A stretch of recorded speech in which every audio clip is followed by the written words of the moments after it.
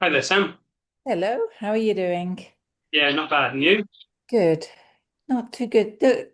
Okay, thank you. Just trying to keep cool. It's really hot down here. It is, It's yeah. like 31, 32 degrees. It's sweltering. We've Not, got 28, Yeah, I we're think. 28 at the moment. So we're upstairs in what's my office, and there's no aircon in here, and it's literally like an oven. So I've brought a fan and put it over there, and hopefully we can keep a little bit cool. So it's pretty hot, yes. pretty hot. So yeah, so whether we'll get anybody else to come along on board or not, I don't know. But we are recording for the other people that are on board because there are others on board. So no swearing, please, because this will be going out live as well. Um, so just so people are aware, there's no swearing because it is professional what we're trying to do. So you need to make sure you understand that. So it's important because obviously we can't go putting things out live and representing everybody's brand and there's people swearing. So it's not necessary to use such language, I'm afraid. So we were talking about UV exposure and stuff like that. Obviously, UV is ultraviolet light, which affects leather in many, many ways. We've got a couple of different leathers here, which we've got. You can see here where this is sort of very dark and light. This is actually just from natural light rather than sun actually hitting it. So this one is actually a vachetta leather. But it actually changes the color, as you can see, quite greatly, going from the very dark end to the very, very light. Obviously, with that, protection is the most important thing that you can actually carry out.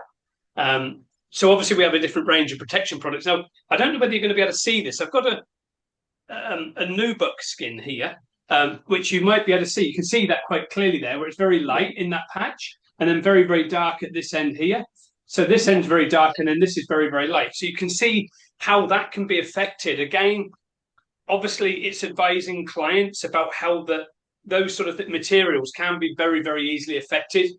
Obviously, in the fashion industry, you're going to get your nubuck and that vachetta, which this is just a calfskin crust. It's what obviously is vachetta on a Louis Vuitton handbag, goes around the top, the handles, that sort of thing. Basically, the vachetta is just a certain part, I believe, on a calf, like the sort of side or the back near the rear end, I think is where that particular skin comes from that Louis Vuitton use. So something like that, is going to need a lot of protection. But again, it's managing the customer's expectations with something like that because obviously that is going to slightly darken that material when you're putting protectors on there.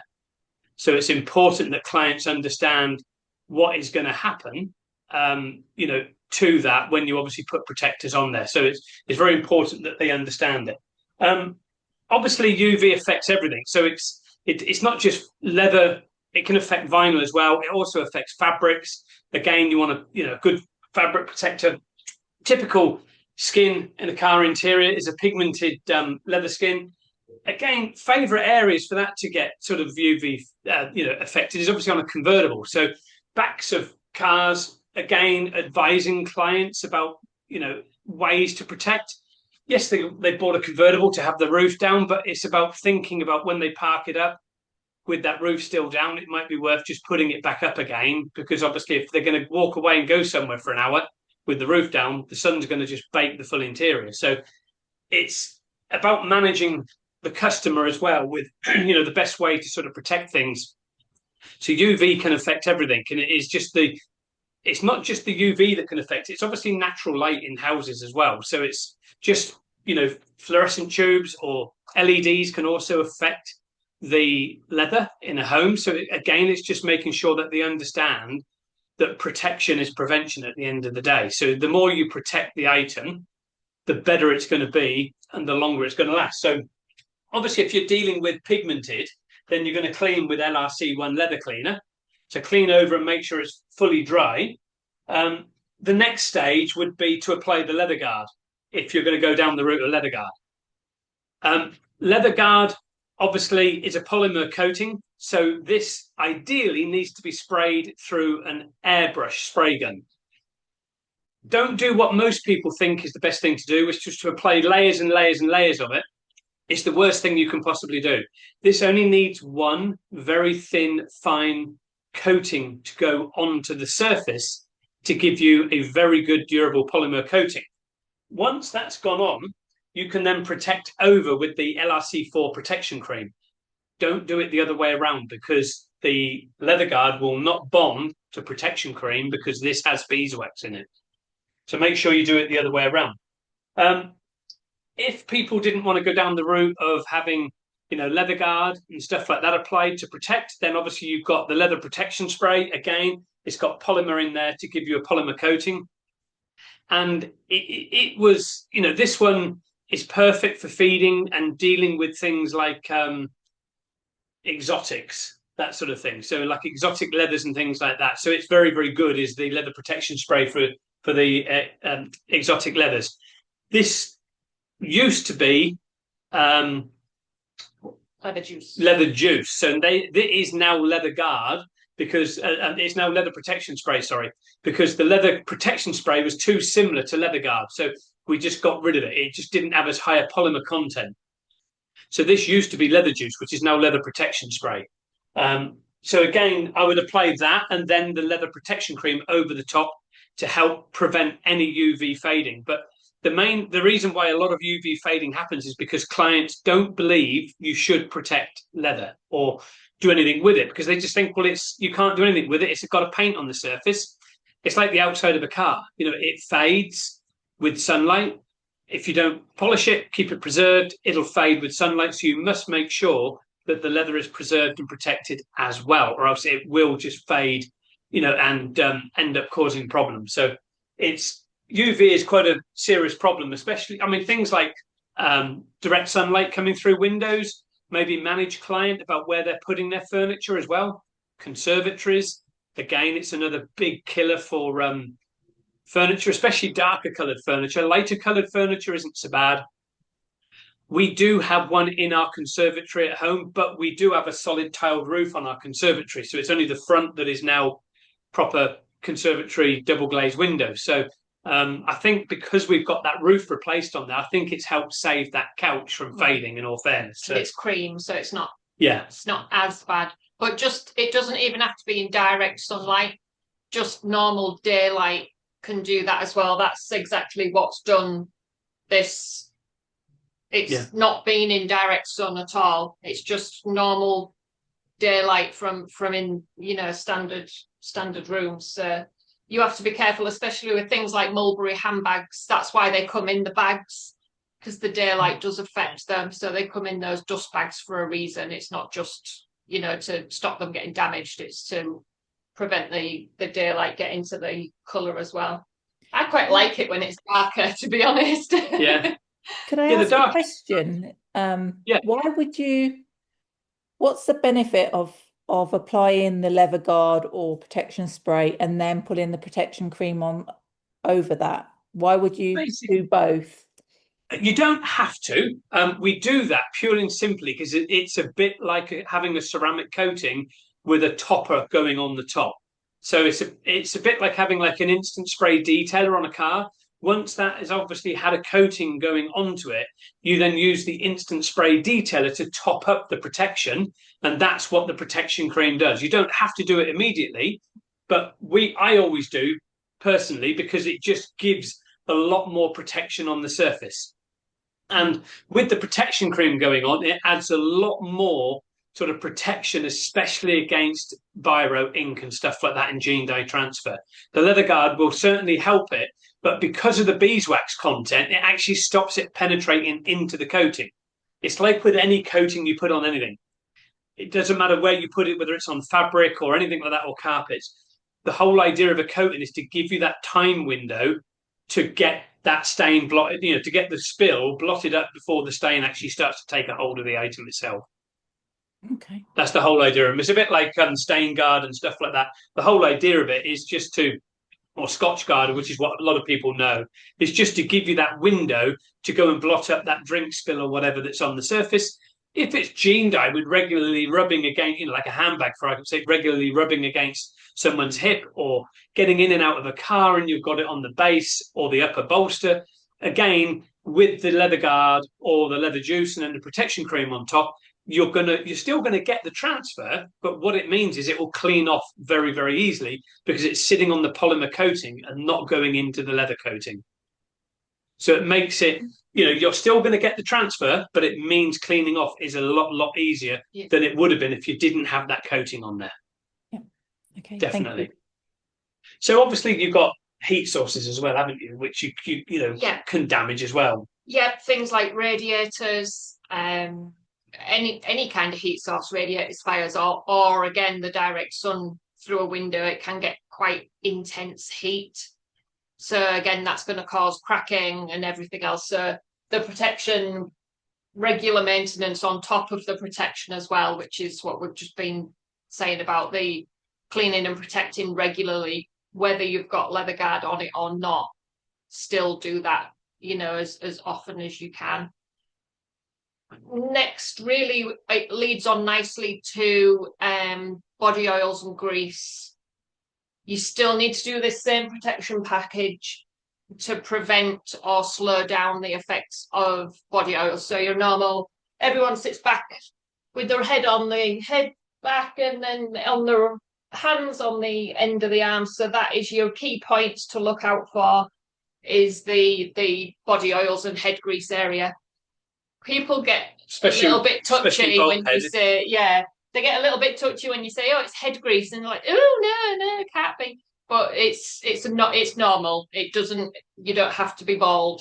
No. And it's not. People think it's hair oil a lot of the time. People think it's product from hair, like hairspray, or they don't use Old Spice anymore. No, it's just because you're sweating at the end of the day. I mean, you're up against a leather material which has got like a plastic coating, especially if it's a pigmented leather.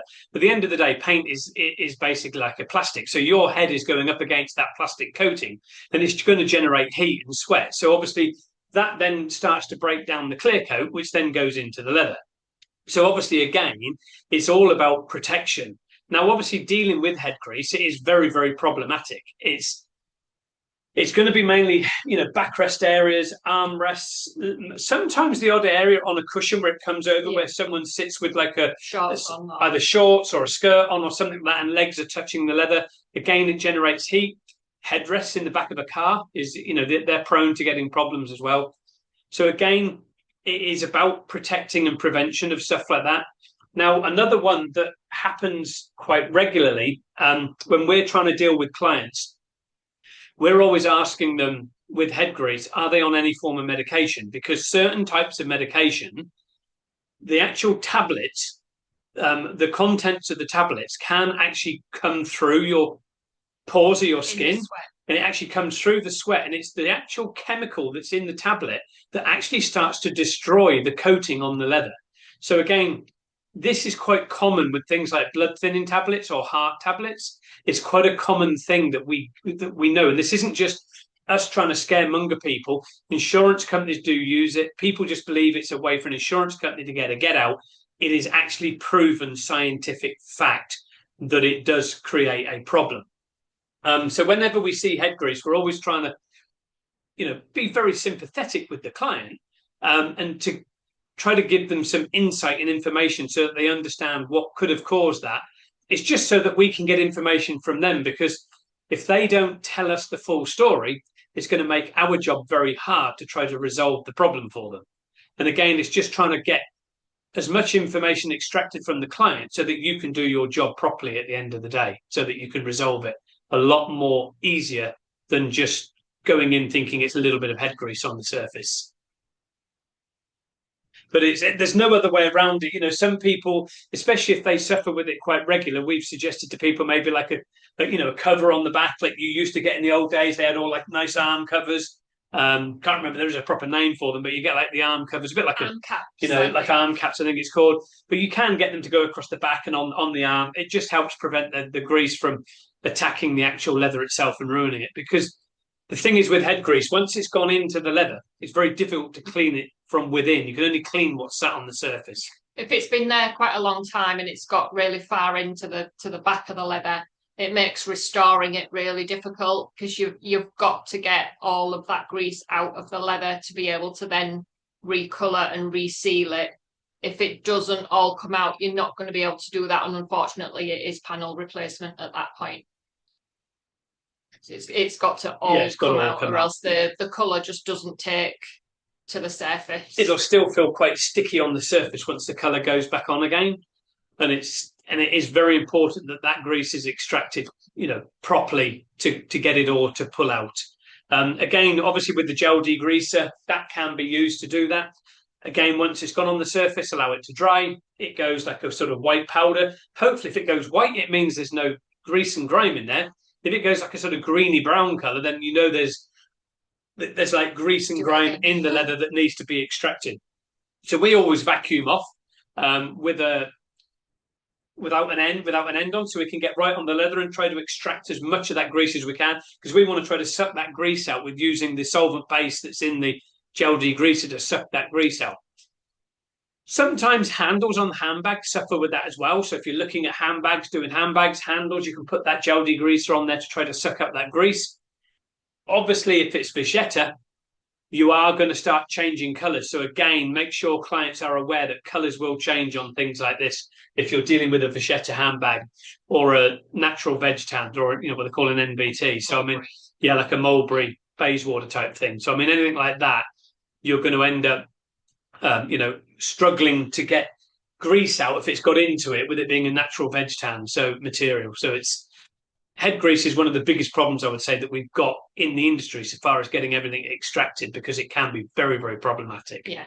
Sometimes you can lighten it enough for the customer to be happy, because obviously with the grease, the areas you can tell it's grease because it goes really dark.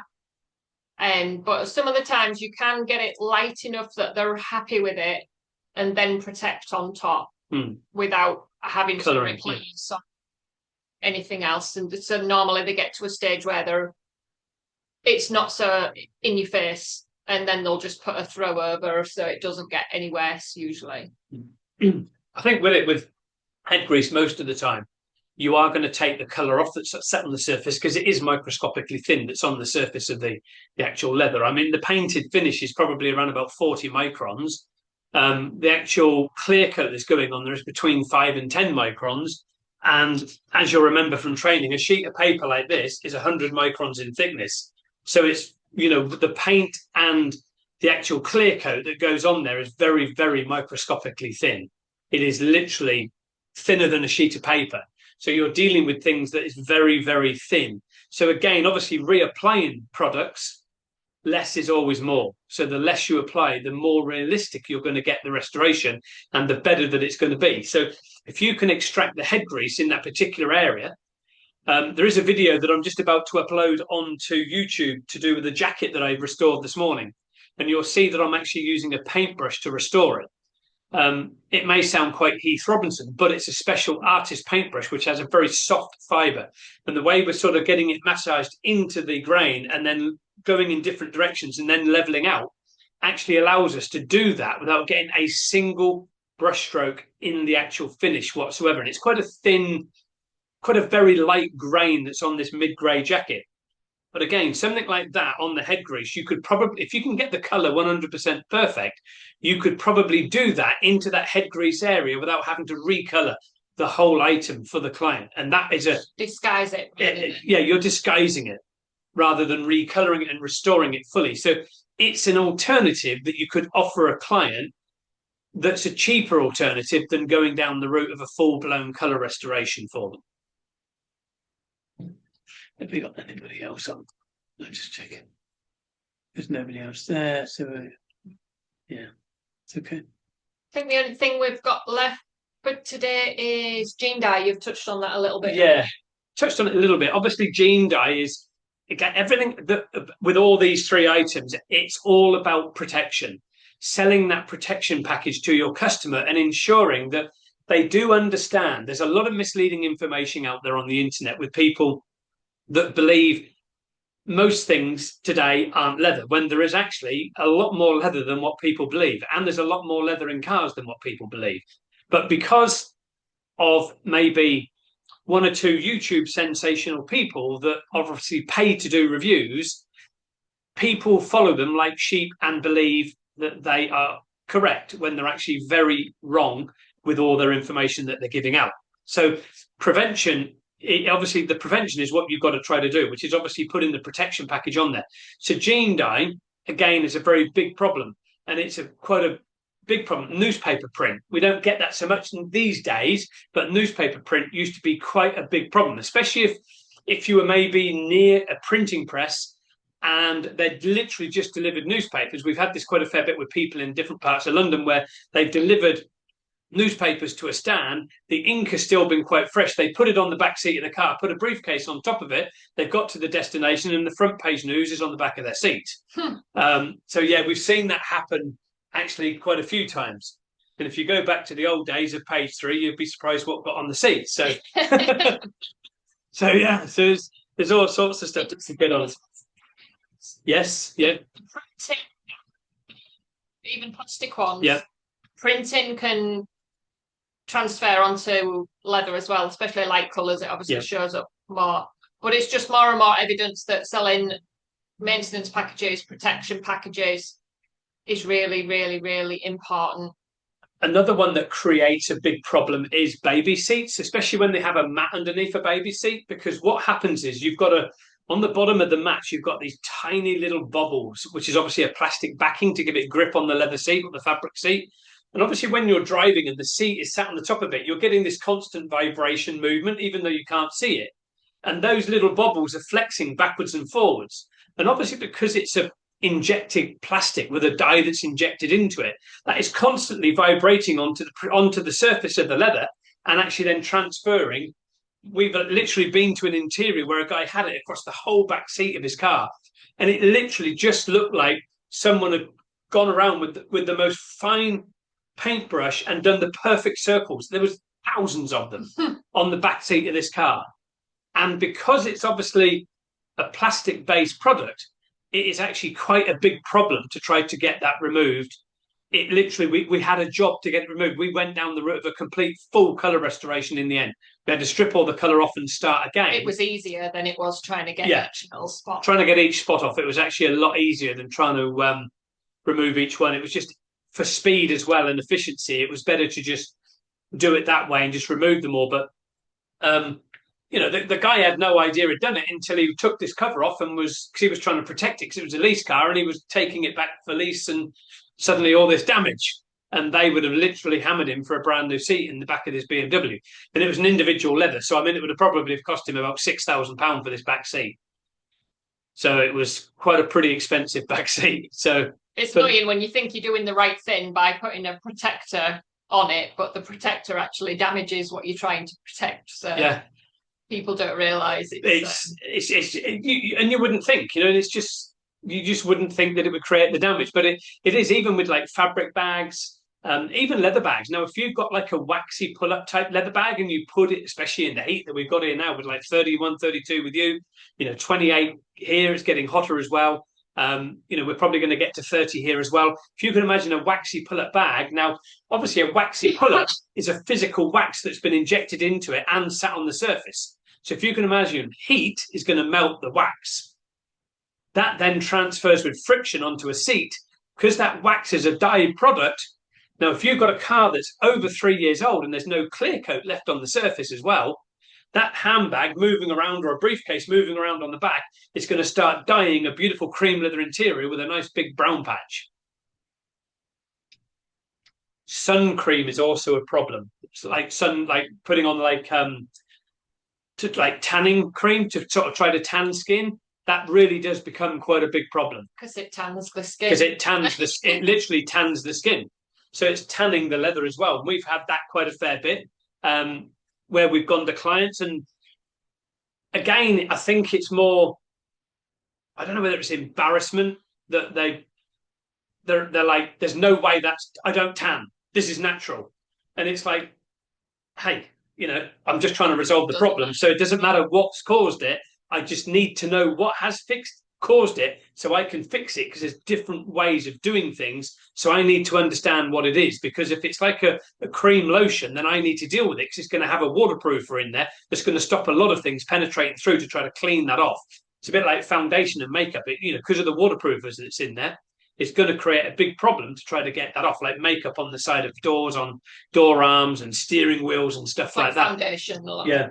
not a foundation. With it being very, waterproof, it's going to be a problem to try to break that down to get to where you need to be to reveal the true state of the leather, because it's going to have a waterproof barrier to it in the foundation. So it's just things like that that can create problems. Obviously, again, friction causes that, with arms on the side of things, hands on steering wheels, handbags. Again, it's all interconnected as well. So, whether it's gene dye transfer, walking along, getting in and out, stuff like that, handbags, especially light coloured, again, sell protection packages to keep them protected, to avoid that damage from taking place in the first place. So I think the friction side of it, a lot of times I've explained to people it's on car interiors mainly, and they're like, oh, it's not dirty, it's not dirty. But when you're looking in the grain, you can see all the dark and it's starting to crack in the deeper grain lines. A lot of that is where it's got dirty.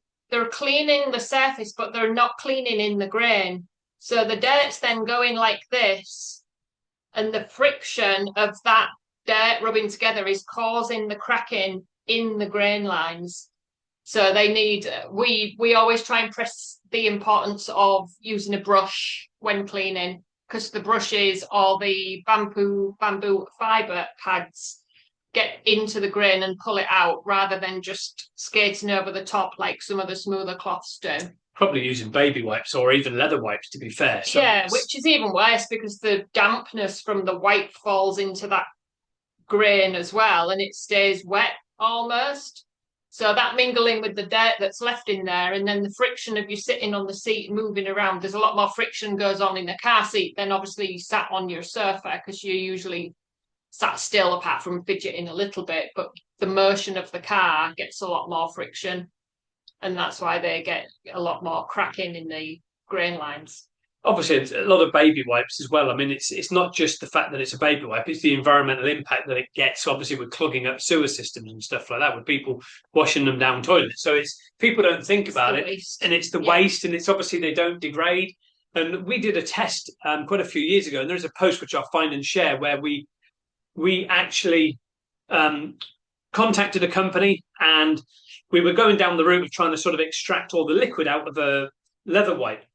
And so we thought there's got to be an easier solution. So we went down, found a company that manufactured them, inquired that we were going to have these leather wipes made, and we found out how much leather cleaner we would have needed to have sent to get leather wipes made. Now, it would have equated, if we were to wring out, say, a 500ml bottle, which say cost £15 retail to the consumer, if we were to wring out the same quantity of leather cleaner that actually goes into a wipe, it would have ended up costing you, I think it was something like £295 or even more. It could have been £350 in leather wipes to get the same quantity in a £15 bottle. But again, it's laziness and convenience. People, because it's there, it's convenient, it's there, it's lazy. Again, this is why we've chosen to do this on Zoom, because everybody's like, can't you do this on Facebook? No, guys. Do things professionally, stop being lazy. It's so simple to hook up on Zoom. Get it on your phone, do it on a laptop. It's so much more professional to do it that way than trying to do it on Facebook, where everybody's very lazy, sitting, doing everything they're just bone idle, basically. It's, do it professionally, do it through the proper channels, or don't bother doing it at all. It's very, very simple. And I think that's the problem with baby wipes. Again, the solvent in them, the alkaline in the leather wipes as well, just creates major problems. And it's they, some of them have got ammonia in. Again, it's not a very good thing to have. Yes, it's a good cleaning product, but it's also great at destroying the coating on the surface of the leather as well. And ammonia is very bad for your health. So it's especially the ammonia is a killer all the way around, not only for the skin but also for you. So it's a bad product. So. But I think we've covered everything. Anybody else have any other questions? Anything to do with any protecting? No, I mean, I would just ask whether with the heat and the UV side and everything that you've gone through today, is it just the colour fading? Is it just the cracking? Is there anything else that we need to look out for that that think may dryness occur. probably would be the only other thing. You can, like an older leather, like these type of leathers, when it's dried out quite a lot, if you try to push it, it almost squeaks. You can hear that it's dry. Okay. Not only can you'll feel it like it's like it's very difficult. You'll hear it as well when it's you older. can hear it. It doesn't give like a squeak, like a sort of rubber squeaking. It's almost like a dull squeak, if you see what I mean. But another one to look out for as well is obviously shrinkage. So if you've got something that's shrinking, then you know heat is definitely getting to it. Now that could also be caused through water. So if water has obviously got to it, or chemical burn or water, anything like that could have got on there, that can have caused the shrinkage to take place as well. So it sort of serves a double-edged sword. But I think the main thing is, like you say, is obviously cracking, drying out. It's going to feel almost very hard, like cardboardy on the surface as well. So it can, and if you like hit it like knocking a door, it'll give like a hollow, almost like a hollow knock thud sort of type of sound. It's very more woody. Yeah, more woody, like a woody sound to it. Like a hitting timber. It gives you like a more sort of woody board sound rather than a nice sort of, luxury sort of feel that leather would normally have. But I think shrinkage, like twisting and puckering and stuff like that, it's another good sign to look out for with UV rays affecting things. But again, dealing with the client with that one, it's a very difficult one because it depends how dried out that it is as to how well that's going to come out. And again, it's down to managing the client's expectation. If it's dried out, etc., is it best to use the softening cream first and then the protection side? Yes, yeah. So sometimes it also depends how dry it is. I maybe wouldn't go in to clean first of all. I would maybe, if it's very, very dry, then I would maybe go in with a softening cream to begin with, very, very gently going over it with like the roller that we have, the roller to try to get the softening cream to sort of like penetrate into it. So it's sort of like pushing in, but not pushing too hard so that you actually crack the leather. So I would go over it maybe with the softening cream first of all, depending on how dry that is. Then I would maybe clean that off, and then I would maybe clean it. Once you've got it softened a little bit, you can then maybe clean it and maybe be a little bit more aggressive with the cleaning with the brush to get into the grain. Whereas if you didn't soften it initially, just going straight in with the cleaning could split the leather. So it could cause that to crack. So try to soften first if it's very, very dry. There is the video to do with the Riley Pathfinder that we restored. And you'll see with that one, the leather was so dry, rather than us cleaning it first of all and then going into the softening process, we had to soften it, then clean it, then soften it again. It was the only way we could actually get around doing it because it was so brittle that when we literally pushed it, it literally just split a hole in the leather. So we had to soften it first by hand, not even with anything else, literally by almost massaging it in, then clean it all off and then go and soften it again so that we could actually start the restoration on that item. So it is, I think that is, one of the ways, as I say, shrinkage, puckering up, buckling, maybe things, especially corners of a car or a couch where they're sort of trying to pull inwards almost, headrests sort of shrinking, like a cardboardy sound when you hit them, tap them with your hand, they can sound very cardboardy. It's a good sign that it's all the fat liquors are drying out that's in the leather, and it's obviously, starting to sort of deteriorate to the point where there'll be no return with it. Okay, thank you. I think that's okay. Any other questions? I do have a question about kind of like hair dye for the hair industry. What would you recommend for protecting like leather hairdressing chairs, or like if like they've got washing chairs? How, like, would protection cream or protection spray or both of them or leather guard be able to protect against hair dye? It will do. It will sit on the surface. So I think you're going to find a lot of hairdressers' chairs are going to be maybe a vinyl anyway, but it will still stain it, because the thing is, with a hair dye, you're dealing with basically like a pure aniline dyeing effect. So because it's got solvent content and things, because it needs to dye the hair, you've got to be very, very careful with it getting on things, because we've had it where it's. That's actually reminded me about something else as well, which I'll explain quickly before we go in a minute. But obviously, with that, I would go down the route, Robert, of protecting over, whether it's vinyl or a leather. Still use the leather guard, protect it over, and even maybe do the triple. Go with the leather guard, then go with the leather protection spray, and then your protection cream over the top. Try to get as much of that on there as you possibly can, and more often. I think definitely more frequently. In a place like that where it's going to be happening over and over, I think even fortnightly would not be too much, but monthly I would say for definite. I would maybe do like the initial package of getting them really protected, and then maybe selling the client some protection cream or even the leather protection spray, because that can literally be sprayed on with its spray head. So the client can easily do that. And then maybe once you've got that protection done, is then sell the client a protection package, but then sell them a maintenance thing where you're going in maybe once every sort of 6 months and checking on things to make sure nothing is actually getting through to the leather and staining it and dyeing it. But try to get as much of a protection on there as you possibly can. Definitely. Okay, thank you so much. No problem. And that just reminded me of something else as well. Something else that stains leather greatly, again, it all revolves around protection is prevention at the end of the day.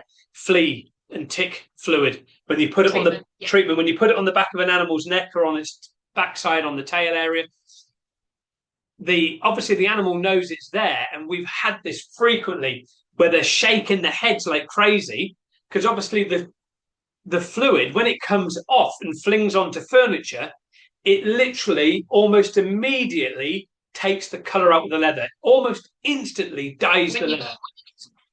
Drops that's on there away, you'll get a whole streak of colour loss straight away. Literally loads of colour loss. It's like bleach. So if it can do that to the colour of leather and break down the clear coat and take the paint off, what is it actually doing to the dog? Hence why the dog is shaking its head to try to get rid of the fluid that you've just put on it. So it always makes me wonder. That's why I've always gone down the route when I've had dogs. I've actually given them flea collars. Because I've never ever gone down the route of giving them flea fluid or anything like that, drops on their neck or their tail, because obviously it's obviously hurting the animal. So if it can strip the colour like that, it must hurt the animal. So that's why I've always gone down the route of flea collars and things like that. So yeah, that's just another one too. If you see that happening on furniture, then you most likely know what it is, and it's maybe asking them, do you have a dog? Has there been a dog here? Have you maybe put some flea powder on it, flea fluid on it that's then shook itself and it's gone all over the furniture? So again, just, due diligence, asking the customer, trying to get it sorted out, to find out what it is that's creating the problem. But same with the medication for dogs as well. That would have the same effect as. Yes, but that really does cause quite a big problem, does the flea powder, the flea fluid and stuff like that with the medications and everything. So just another one to be careful of that can stain the leather. So again, prevention, keeping it protected is your prevention with that one, definitely. I can't think of anything else that I can think of for today. So I think that's everything. Fantastic. Thank you very much. No problem. So then thanks for joining. Hopefully we'll get more on next week. Please tell others about what we're doing and how we're trying to help. But yeah, we'll see you all again next Monday. There'll be another one at 4:00. Thank you so much for the information. It was great to see you guys and be able to learn some more. Yeah, no problem, Robert. Good seeing you. Well, good seeing a name anyway. But yeah. There you go. So yeah, good to see you, Sam. Thanks. See you soon. Bye-bye. Thank you. Bye-bye. Bye. Thank you.